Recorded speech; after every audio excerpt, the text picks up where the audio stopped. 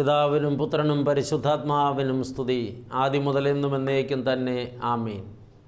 ദൈവതിരുനാമത്തിന് മഹത്വമുണ്ടാകട്ടെ. കർത്താവായ യേശുക്രിസ്തുവിൽ ഏറ്റവും വാത്സല്യമുള്ള ദൈവമക്കളെ, ഒരു പ്രാവശ്യം കൂടെ നമ്മുടെ കർത്താവും രക്ഷിതാവുമായ മശിഹാ തമ്പുരാൻ്റെ പാദപീഠത്തിൽ അവിടുത്തെ തിരുവായിൽ നിന്നൊഴുകി വരുന്ന മാധുര്യമേറിയ സ്വർഗീയ വചസ്സുകളെ നമ്മുടെ ജീവിതത്തിൽ സ്വീകരിച്ച് ആനന്ദം കൊള്ളുവാൻ നമ്മെ വിളിച്ച് വേർതിരിച്ച് തിരുസന്നിധിയിലെത്തിച്ച കർത്താവിന് നന്ദി പറഞ്ഞുകൊണ്ട് നമുക്ക് പാദപീഠത്തിലിരിക്കാം. ഈ ദിനങ്ങളിൽ നാം ധ്യാനിക്കുന്ന വിഷയം നിങ്ങൾ മറന്നിട്ടില്ലല്ലോ. ആരാണ് ഭാഗ്യവാൻ, ആരാണ് ഭാഗ്യവതി? അതിൻ്റെ 3 ഉത്തരങ്ങൾ ദൈവമക്കളെ കഴിഞ്ഞ 2 പ്രാവശ്യങ്ങളിലായി നാം കേട്ടു. 4ാമത്തെ ഉത്തരം ഇന്ന് കേൾക്കുവാനും പറയുവാനുമൊക്കെ ദൈവാത്മാവ് നമുക്ക് ഭാഗ്യം തരട്ടെ. 4ാമത് നാം അതേക്കുറിച്ച് വചനത്തിൽ നിന്ന് ബോധ്യപ്പെടുന്നത് ഇങ്ങനെയാണ്: കർത്താവിൻ്റെ അരുളപ്പാട് വിശ്വസിച്ചവരൊക്കെ ഭാഗ്യമുള്ളവരാണ്. കർത്താവിൻ്റെ അരുളപ്പാട്, കർത്താവിൻ്റെ വാഗ്ദാനം വിശ്വസിച്ചവരൊക്കെ ഭാഗ്യമുള്ളവരാണ്. ലൂക്കോസ് എഴുതിയ രക്ഷാസുവിശേഷം 1-ാം അധ്യായത്തിൻ്റെ 45-ാമത്തെ തിരുവചനം: കർത്താവ് തന്നോട് അരുളി ചെയ്തതിന് നിവൃത്തിയുണ്ടാകുമെന്ന് വിശ്വസിച്ചവൾ ഭാഗ്യവതി. ഇത് വിശുദ്ധ കന്യകമറിയം അമ്മയെക്കുറിച്ച് എഴുതപ്പെട്ട വചനമാണ്. വിവാഹ നിശ്ചയാനന്തരം പ്രാർത്ഥനാ നിമഗ്നയായിരുന്ന വിശുദ്ധ ബാലികയായ കന്യകാമറിയത്തിൻ്റെ അരികിൽ ദൈവത്തിൻ്റെ ദൗത്യവാഹകനായ ഗബ്രിയേൽ മാലാഖ ഇറങ്ങി നിന്നു. പരിഭ്രമചിത്തയായ ഈ പെൺകുട്ടിയോട് അവളുടെ പരിഭ്രമം കണ്ടിട്ട് മാലാഖ പറഞ്ഞു, ഭയപ്പെടേണ്ട, ഞാൻ ദൈവസന്നിധിയിൽ നിന്ന് അയക്കപ്പെട്ട ഗബ്രിയേൽ മാലാഖയാണ്. നിനക്ക് സമാധാനമുണ്ടാകട്ടെ, നീ ഗർഭം ധരിച്ചൊരു മകനെ പ്രസവിക്കും. അത് ദൈവത്തിൻ്റെ അരുളപ്പാടാണ്. ആ പെൺകുട്ടി സ്വാഭാവികമായും അവളുടെ സംശയം മറച്ചു വച്ചില്ല. വിവാഹ നിശ്ചയം കഴിഞ്ഞിട്ടേ ഉള്ളൂ, ഞാനൊരു പുരുഷനെ അറിഞ്ഞിട്ടില്ല, പിന്നെ ഇതെങ്ങനെ സംഭവിക്കും? ദൈവത്തിൻ്റെ ആത്മാവ് നിൻ്റെ മേൽ വരും. നീ ഗർഭം ധരിച്ച് പ്രസവിക്കാൻ പോകുന്നത് ജഡീക ബന്ധത്തിൽ ഉറവാകുന്ന ഒരു ജഡീക സന്തതിയെയല്ല, പിന്നെയോ ദൈവമായ കർത്താവ് ആദിയിൽ വാഗ്ദത്തം ചെയ്ത മാനവകുലത്തിൻ്റെ പരിത്രാതാവാകേണ്ട ദൈവകുഞ്ഞാടിനെയാണ്. ഭാഗ്യവതിയായ മറിയ കർത്തൃസന്നിധിയിൽ മുഴങ്കാൽ മടക്കി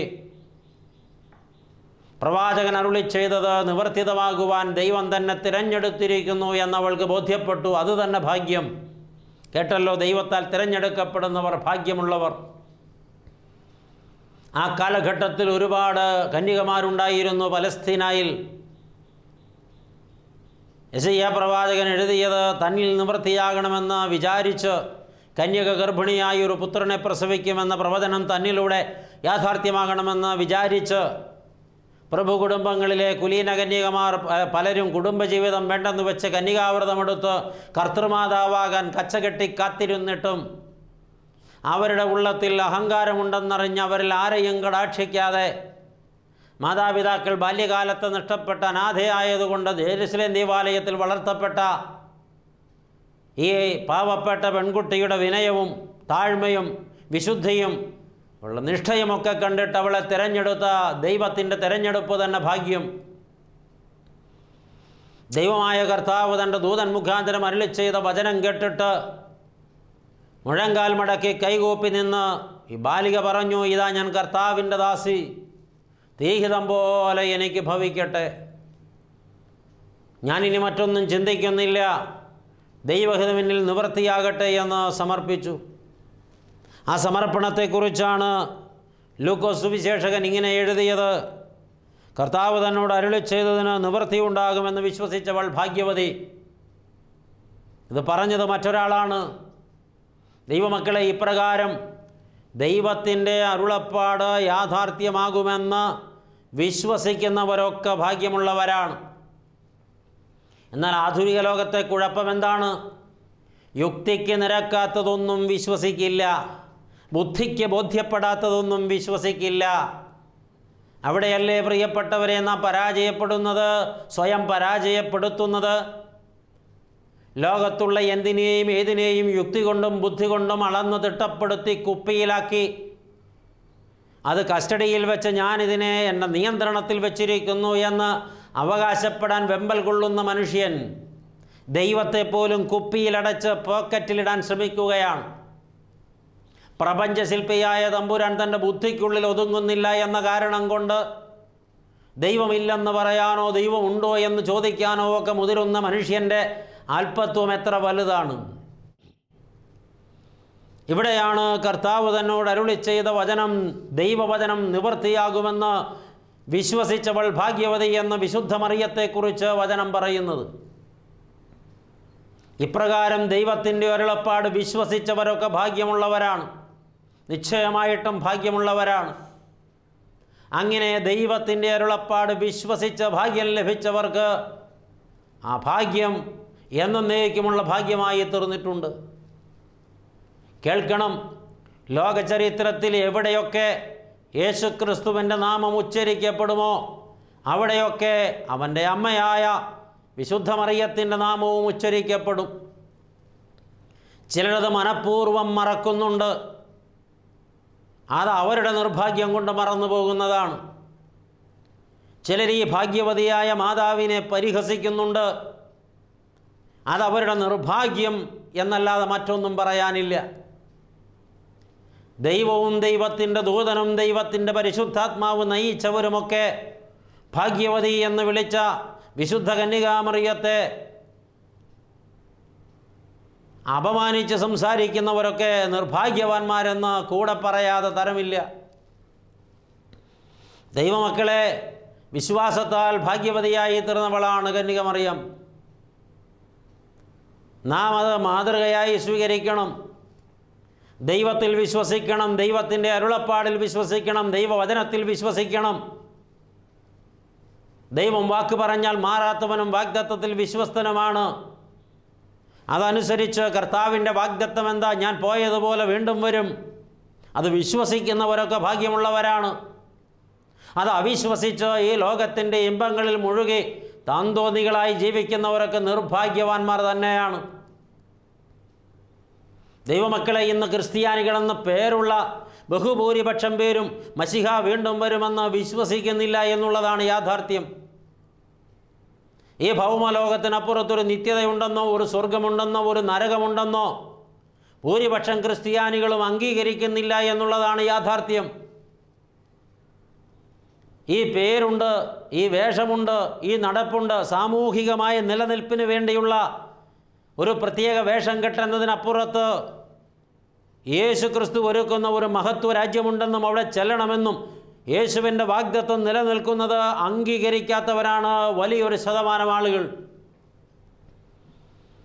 ക്രിസ്ത്യാനികളെന്ന് പേരുള്ള ഒരുപാട് ആളുകളെ ഒറ്റയ്ക്ക് മാറ്റി നിർത്തി അവരോട് ചോദിക്കുക, നിങ്ങൾ മരണാനന്തര ജീവിതത്തിൽ വിശ്വസിക്കുന്നുണ്ടോ?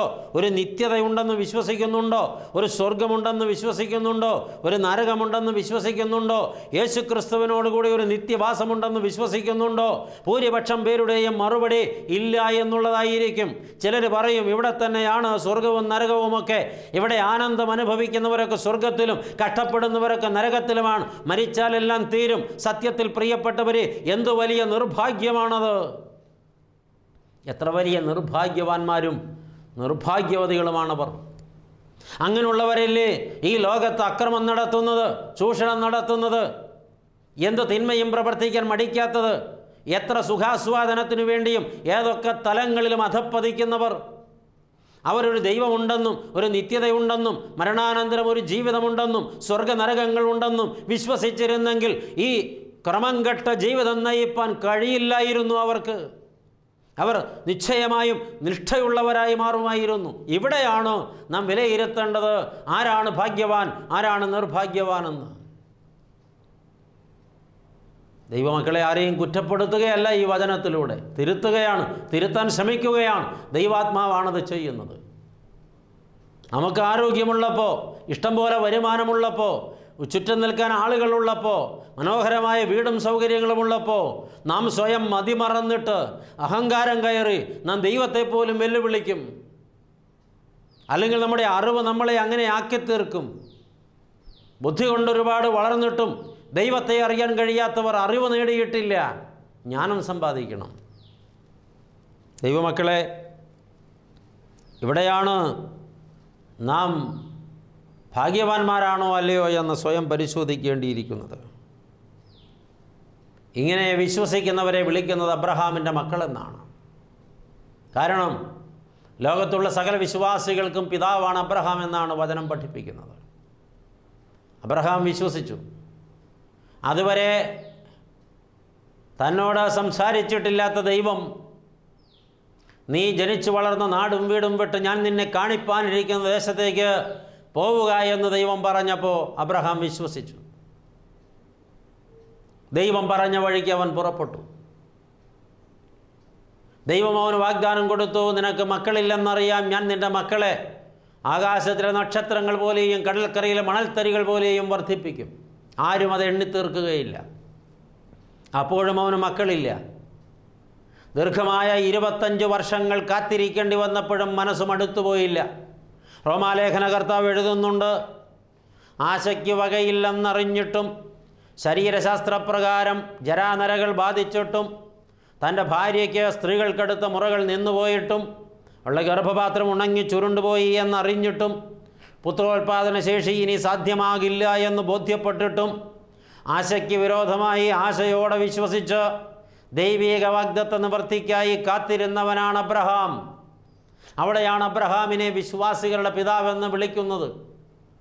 അവിടെ കൊണ്ട് മാത്രമല്ല, ഈ അബ്രഹാം പിതാവിനോട് വാഗ്ദത്ത പുത്രനെ നൽകിയ ശേഷം ദൈവം ഒരിക്കൽ പറഞ്ഞു, നിൻ്റെ മകനെ, നീ സ്നേഹിക്കുന്ന നിൻ്റെ ഏകജാതൻ ഇസ്ഹാക്കിനെ ഇന്നേക്ക് 3-ാം നാളിൽ ഞാൻ കൽപ്പിക്കുന്ന ആ ഇടത്ത് മോറിയാമലയിൽ എനിക്ക് വേണ്ടി ഹോമയാഗം കഴിക്കണം. ദൈവമക്കളെ, അബ്രഹാം നടുങ്ങിപ്പോയ ഒരു വാർത്തയാണത്. എന്നാൽ വിശ്വാസത്താൽ അബ്രഹാം പുറപ്പെട്ടു. വിശ്വാസത്താൽ അബ്രഹാം മകനെ കൂടെ കൂട്ടി. വിശ്വാസത്താൽ അബ്രഹാം അവനെ കൊണ്ട് വിറക് ചുമപ്പിച്ചു. നെഞ്ചു പിളരുന്ന ചോദ്യം മകൻ്റെ വായിൽ നിന്ന് പുറപ്പെട്ടപ്പോൾ ഹൃദയം പിടഞ്ഞെങ്കിലും കണ്ണ് നിറഞ്ഞെങ്കിലും യാഗത്തിനുള്ള ആട്ടിൻകുട്ടിയെ ദൈവം കരുതിക്കൊള്ളും മകനെ എന്ന് വിശ്വാസത്താൽ പറഞ്ഞു. വിശ്വാസത്താൽ അവൻ യാഗപീഠം പണിതു. ദൈവത്തിലുള്ള വിശ്വാസത്താൽ അവൻ തൻ്റെ മകനെ യാഗപീഠത്തിൽ ബന്ധിച്ചു. എന്നിട്ട് അബ്രഹാം ഉള്ളുകൊണ്ട് പറഞ്ഞു, ഞാനിവനെ ഹോമയാഗം കഴിക്കും, കഴിച്ചാലും ദൈവവാഗ്ദത്തം നിലനിൽക്കുന്നു. നിന്റെ സന്തതിയെ ലോകത്താരും എണ്ണിത്തീർക്കില്ല. അത് കടൽക്കരയിലെ മണൽത്തരി പോലെയും ആകാശത്തിലെ നക്ഷത്രങ്ങൾ പോലെയും ഇരിക്കും. ഈ വാഗ്ദത്തം ദൈവം പിൻവലിച്ചിട്ടില്ലാത്തതിനാൽ, ആ വാഗ്ദത്തം വിട്ട് ദൈവത്തിന് പിന്നോട്ട് മാറാൻ കഴിയില്ലാത്തതിനാൽ, ഞാൻ എൻ്റെ മകൻ്റെ കണ്ണനാളം ഛേദിച്ച് അവൻ്റെ രക്തമൂറ്റി യാഗപീഠത്തിൽ അവനെ കത്തിച്ച് ചാരമാക്കിയാൽ ഈ ചാരത്തിൽ നിന്ന് അവനെ എനിക്ക് തിരികെ തരാൻ എൻ്റെ ദൈവം മതിയായവനാണെന്ന് ഞാൻ വിശ്വസിക്കുന്നു എന്ന് അബ്രഹാം പറഞ്ഞു തൻ്റെ അരയിൽ നിന്ന് കത്തി കോരി തൻ്റെ മകൻ്റെ കണ്ണനാളത്തിന് നേരെ വീശി. പക്ഷെ ദൈവം അവൻ്റെ കയ്യിൽ പിടിച്ചു. ഇതാണ് വിശ്വാസം. ദൈവത്തിൻ്റെ അരുളപ്പാട് വിശ്വസിച്ചു അബ്രഹാം. ഒന്നിലും അവൻ പതറിയില്ല. അതുകൊണ്ട് അബ്രഹാമിനെ വിളിച്ച പേരാണ് വിശ്വാസികളുടെ പിതാവ്. ദൈവം തന്ന വാഗ്ദത്തം വിട്ട അണുവിട ദൈവം മാറില്ല മക്കളെ. ആ ദൈവത്തെ വിശ്വസിക്കണം. ദൈവവാഗ്ദത്തത്തിൽ വിശ്വസിക്കണം. ദൈവവചനത്തിൽ വിശ്വസിക്കണം. അങ്ങനെയുള്ളവരാണ് ഭാഗ്യമുള്ളവർ. ചഞ്ചലപ്പെടരുത്. പരീക്ഷകളിൽ, പ്രതിസന്ധികളിൽ, കഷ്ടപ്പാടുകളിൽ, ദാരിദ്ര്യത്തിൽ, വേട്ടയാടപ്പെടലുകളിൽ ചഞ്ചലപ്പെടരുത്. ഉറച്ച മനസ്സോടെ നിൽക്കണം. അത് സംബന്ധിച്ച് ഗലാത്യ ലേഖനം 3-ാം അധ്യായത്തിൻ്റെ 7-ാം വാക്യത്തിൽ അപ്പോസ്തലനായ പൗലോസ് എഴുതി, അതുകൊണ്ട് വിശ്വാസികളത്രേ അബ്രഹാമിൻ്റെ മക്കൾ എന്നറിവീൻ. നാം അബ്രഹാമിൻ്റെ മക്കളുടെ പദവി പ്രാപിച്ചിട്ടുണ്ടോ? കന്യകാമറിയമെന്ന പരിശുദ്ധ ദൈവമാതാവിൻ്റെ മക്കളെന്ന പദവി പ്രാപിച്ചിട്ടുണ്ടോ? നമുക്ക് വിശ്വാസത്തിൽ ഉറയ്ക്കാൻ കഴിഞ്ഞിട്ടുണ്ടോ? ദൈവത്തെയും ദൈവവചനത്തെയും അംഗീകരിക്കാൻ കഴിഞ്ഞിട്ടുണ്ടോ? അങ്ങനെ വിശ്വാസികൾ എന്ന സ്ഥാനത്തിന് നാം അർഹരായി തീർന്നിട്ടുണ്ടോ? അത് സംബന്ധിച്ച് അപ്പോസ്തലനായ പൗലോസ് വീണ്ടും എഴുതുന്നു. ഗലാത്യ ലേഖനം 3-ാം അധ്യായം 9-ാം വാക്യം, അങ്ങനെ വിശ്വാസികൾ വിശ്വാസിയായ അബ്രഹാമിനോടുകൂടെ അനുഗ്രഹിക്കപ്പെടുന്നു. അങ്ങനെ വിശ്വാസിയായ അബ്രഹാമിനോടുകൂടെ അനുഗ്രഹിക്കപ്പെടുന്നു. അപ്പോൾ ആ മഹാ അനുഗ്രഹം നമുക്ക് ലഭിക്കണമെങ്കിൽ നാം വിശ്വാസത്താലാണത് പ്രാപിക്കേണ്ടത്. ഇവിടെ ഒരു വലിയ സംഗതി നാം ബോധ്യപ്പെടണം. എങ്ങനെയാണ് ഒരാൾ അബ്രഹാമിൻ്റെ സന്തതിയാണെന്ന് തെളിയിക്കുന്നത്? വിശ്വാസത്താൽ, ദൈവത്തിലുള്ള വിശ്വാസത്താൽ, ദൈവവചനത്തിലുള്ള വിശ്വാസത്താൽ തന്നെ. ദൈവത്തിലുള്ള വിശ്വാസം നിലനിർത്താൻ വേണ്ടി ദൈവം പറയുന്നത് എന്തും ചെയ്യുന്നതിലൂടെ. അങ്ങനെയാണല്ലോ അബ്രഹാം തൻ്റെ മകനെ ബലി കഴിച്ചത്. ദൈവമക്കളെ, സക്കായി മാനസാന്തരപ്പെട്ട് യേശുക്രിസ്തുവിൻ്റെ അരികിലേക്ക് വരികയാണ്. അവൻ്റെ ഭവനത്തിലേക്ക് പ്രവേശിക്കുന്ന കർത്താവ് ഒരു വാക്ക് പറഞ്ഞു, ഇവനും അബ്രഹാമിൻ്റെ സന്തതിയാകയാൽ ഇന്ന് ഈ ഭവനത്തിന് രക്ഷ കൈവന്നിരിക്കുന്നു. സക്കായിയെ അബ്രഹാമിൻ്റെ സന്തതി എന്ന് യേശുക്രിസ്തു വിളിച്ചു. എന്തായിരുന്നു അവന് യോഗ്യത കൽപ്പിക്കപ്പെട്ടത്? അബ്രഹാമിൻ്റെ പ്രവൃത്തി അവൻ വിശ്വാസത്താൽ ചെയ്തു. ദൈവബന്ധത്തിന് തടസ്സമായി നിന്ന സ്വന്തം മകനെ ദൈവം കൽപ്പിച്ചിടത്തു കൊണ്ടുപോയി യാഗം കഴിപ്പാൻ അബ്രഹാം തയ്യാറായി. അതാണ് അബ്രഹാമിൻ്റെ വിശ്വാസത്തിൻ്റെ പ്രവൃത്തി. അതേ പ്രവൃത്തിയാണിപ്പോൾ സക്കായിയും ചെയ്തിരിക്കുന്നത്. ദൈവബന്ധത്തിൽ നിന്ന് തന്നെ അകറ്റുന്നത് തൻ്റെ ദ്രവ്യാഗ്രഹമാണെന്ന് സക്കായിക്ക് മനസ്സിലായി. ഈ സമ്പത്താണ് എന്നെ അന്ധനാക്കിയത്. ഈ സമ്പത്തിനെക്കുറിച്ചുള്ള മോഹമാണ് എന്നെ അന്ധനാക്കിയത്. സമ്പത്തിൽ കണ്ണ് നട്ടുപോയ ഒറ്റ കാരണത്താൽ അതിനുശേഷം ഞാൻ ദൈവത്തെ കണ്ടിട്ടില്ല. ആ സ്ഥാനത്ത് ഞാൻ ഈ സമ്പത്തിനെ കണ്ടു. സമ്പത്തിൽ കണ്ണ് നട്ടുപോയ ഒറ്റ കാരണം കൊണ്ട് പിന്നെ ഞാൻ എൻ്റെ അപ്പനെയും അമ്മയെയും കണ്ടിട്ടില്ല. അവരുടെ സ്ഥാനത്ത് ഞാൻ സമ്പത്തിനെ കണ്ടു. സമ്പത്തിനെ കണ്ണു വെച്ച് പോയ ഒറ്റ കാരണം കൊണ്ട് പിന്നെ ഞാൻ എൻ്റെ ഉടപ്പിറന്നവരെ ആരെയും കണ്ടിട്ടില്ല. അവരുടെ സ്ഥാനത്തും ഞാൻ സമ്പത്ത് കണ്ടു. ഈ സമ്പത്തിൽ കണ്ണുവെച്ച് പോയ നിമിഷം മുതൽ എൻ്റെ കാഴ്ച നഷ്ടപ്പെട്ടു.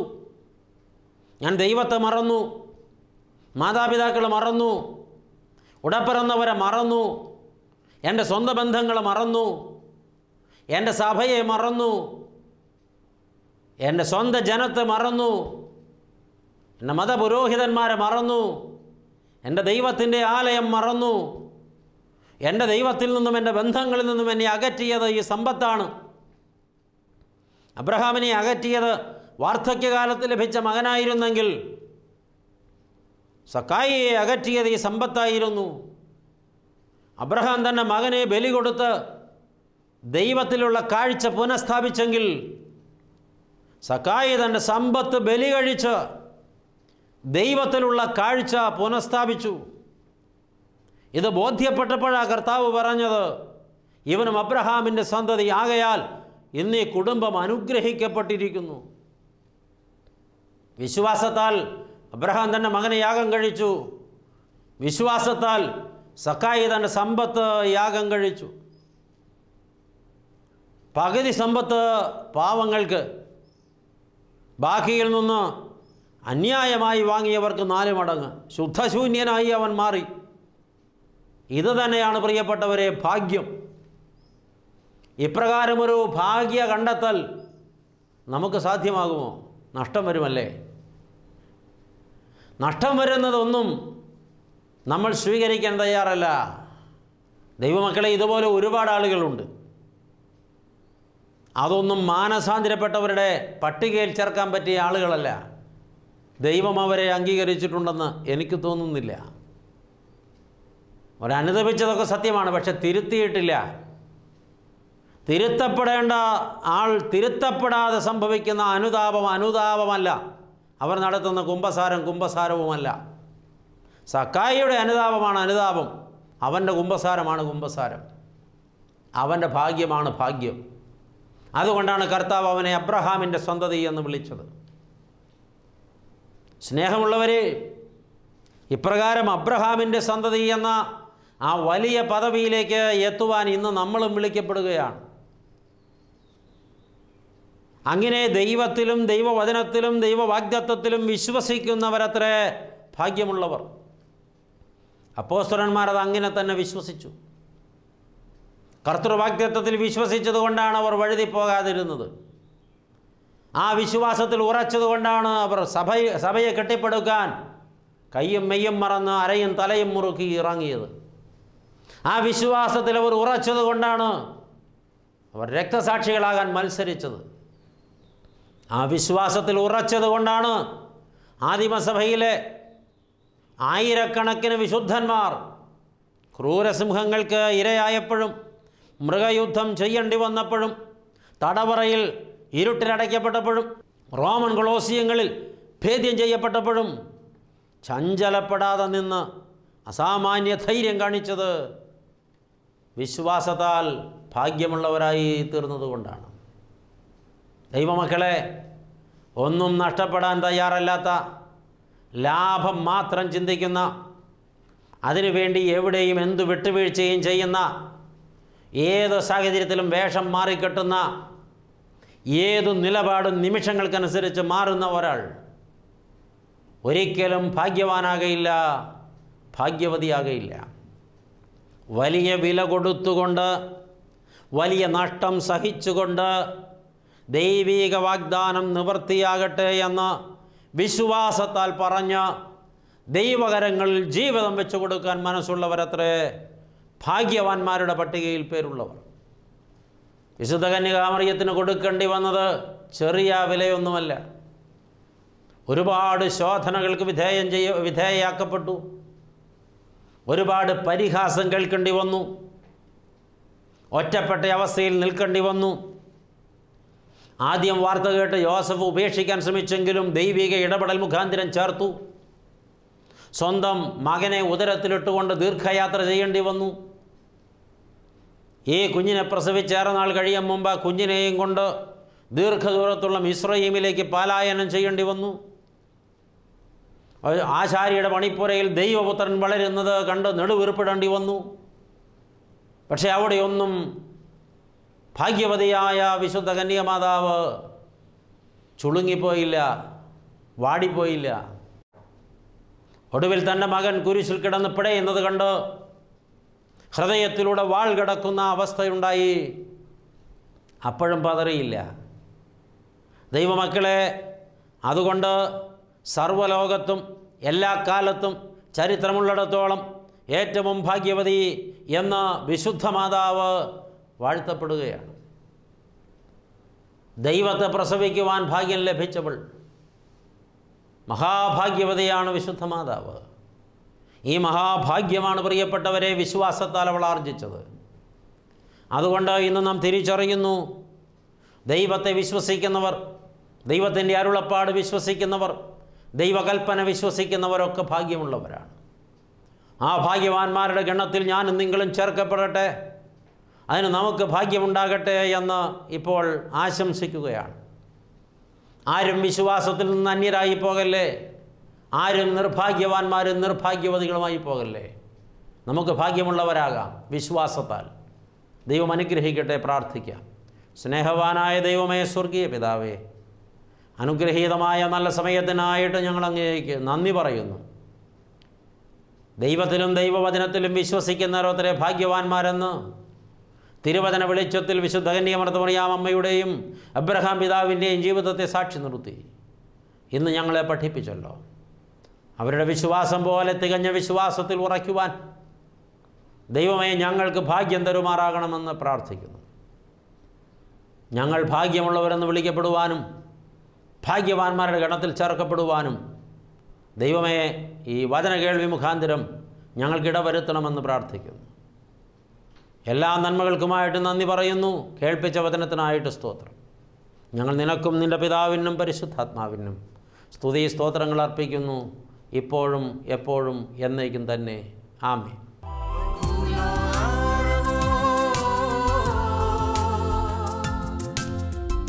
ഒരു